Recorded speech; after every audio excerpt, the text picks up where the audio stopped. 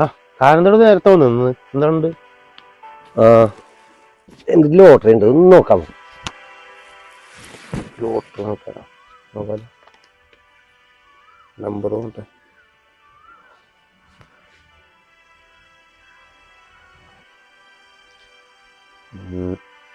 2000. ഞാൻ നോക്കിക്കോളാന്ന് അവിടെ ഇരിക്കുക. 1000. ഒന്നുമില്ല സഹോദര, മടക്കി പോക്കല്ലോ മൂഞ്ചി. ഒന്നുമില്ലേ? എന്തോ ചത്തോട്ടിരിക്കണത്? ലോട്ടറി എടുത്തത് 6 ടിക്കറ്റ്. 6 300 രൂപ. ഗോവിന്ദ പോയി.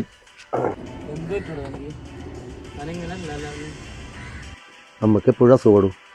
ഹോസ്പിറ്റലിൽ കൊണ്ടുപോകും, തിരിച്ചു കൊണ്ടുവരും. പിന്നെ ഹോസ്പിറ്റലിൽ കൊണ്ടുപോകും, തിരിച്ചു വരും. ഇത് തന്നെ പരിപാടി. പിന്നെ അങ്ങനെ പുറത്തേക്ക് ഇറങ്ങാനാണ്. അപ്പൊ തന്റെ അമ്മക്ക് എന്താണ് അസുഖം എന്ന് പറഞ്ഞ്? ഡോക്ടർ എന്താ പറഞ്ഞ?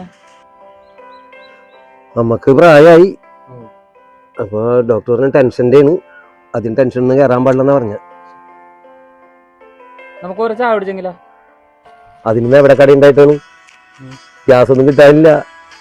ഗ്യാസൊക്കെ തീർന്ന കട തുറക്കട്ടെ. ഈ ഇറാനും അമേരിക്ക തമ്മിൽ ഒടുക്കത്തെ യുദ്ധം നടക്കുന്നു.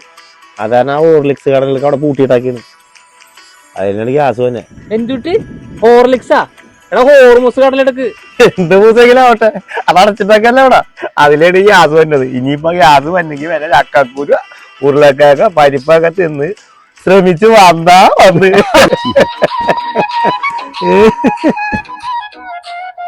ഹലോ ചേട്ടാ, നമുക്ക് പെൻഷൻ കയറിയേട്ടാ. എപ്പാ?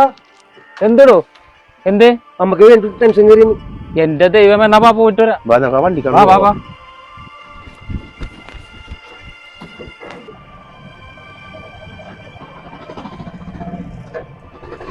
തന്റെ രീതിയിലല്ലേ അതിക്കണത്?